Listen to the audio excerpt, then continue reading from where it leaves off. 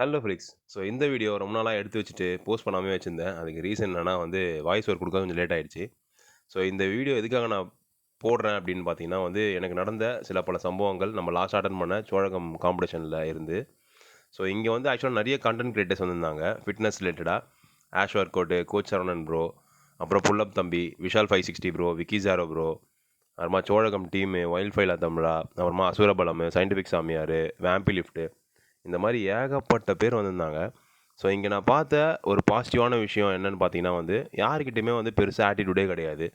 நான் இவ்வளோ ஃபாலோவர்ஸ் வச்சிருக்கேன், நான் இவ்வளோ பெரிய ஆளு அப்படின்ற மாரி ஒரு ஆட்டிட்யூடே கிடையாது. நம்ம ஒரு ஃப்ரெண்ட்ஸ் டீம் கூட போயிட்டு ஒரு அடி விட்டா எப்படி இருக்கும்? அந்த மாரி இருந்தது இந்த காம்படிஷன் ஆக்சுவலா. இந்த காம்படிஷன்ல நான் ஜெயிக்கிறேன், தோக்குறேன் அந்த மாரி ஒரு எக்ஸ்பீரியன்ஸ்க்காக தான் போனேனே. பட் ஆனா எனக்கு கிடைச்ச எக்ஸ்பீரியன்ஸ் பார்த்தீங்கன்னா, பயங்கர பாசிட்டிவா இருந்தது.